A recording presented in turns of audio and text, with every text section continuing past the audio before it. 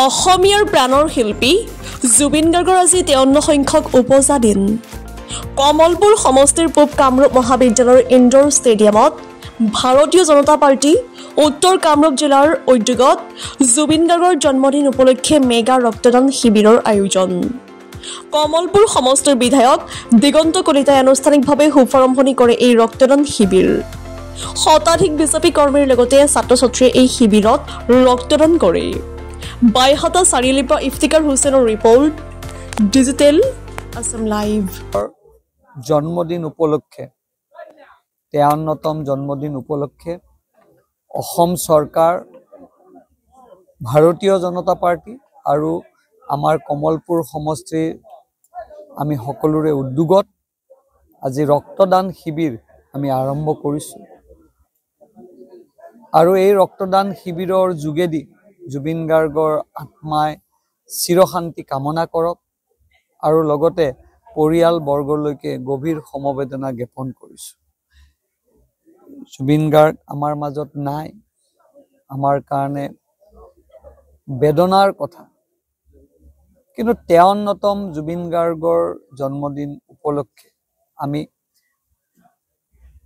Blood donation ৰক্তদান শিবিৰ আজি আমি পূব কামৰূপ কলেজৰ প্ৰাংগণত আমি আৰম্ভ কৰিছোঁ। ইতিমধ্যে 12জনৰ পৰা 13জন যুৱ প্ৰজন্মই এই ৰক্তদান কৰিলে আৰু মই গম পোৱা মতে 200ৰো ওপৰ ল'ৰা ছোৱালীয়ে ৰেজিষ্ট্ৰেশ্যন কৰিছে। আমি আশা কৰিছোঁ ৰক্তদান এক মহান কাম আৰু সেই মহান কাম কৰাৰ কাৰণে মাননীয় মুখ্যমন্ত্ৰী ডাঙৰীয়া ডক্টৰ হিমন্ত বিশ্ব শৰ্মা ডাঙৰীয়াৰ এক প্ৰচেষ্টাত সকলো সমষ্টিতে প্ৰত্যেকটো ভাৰতীয় জনতা পাৰ্টিৰ কাৰ্যকৰ্তাই এক মহান কাম হাতত লৈছে। ইয়াত আমাৰ ৰাজ্যিক সভাপতি দিলীপ শইকীয়া ডাঙৰীয়াই বিশেষভাৱে উদ্যোগ লৈছে আৰু গুৱাহাটীত মুখ্যমন্ত্ৰী ডক্টৰ হিমন্ত বিশ্ব শৰ্মা ডাঙৰীয়াই আনুষ্ঠানিকতা নিশ্চয় কৰিছে। আজি কৰাৰ কথা আছিল, লণ্ডনৰ পৰা আহি হ'লেও এই অনুষ্ঠানত তেখেতে আজি থকাৰ কথা। আমি আশা কৰিছোঁ জুবিন গাৰ্গ সদায় মহান হৈ থাকক। যদিও জুবিন গাৰ্গ আমাৰ মাজত নাই, আমি এতিয়াও ভবা নাই জুবিন আমাৰ মাজত নাই বুলি।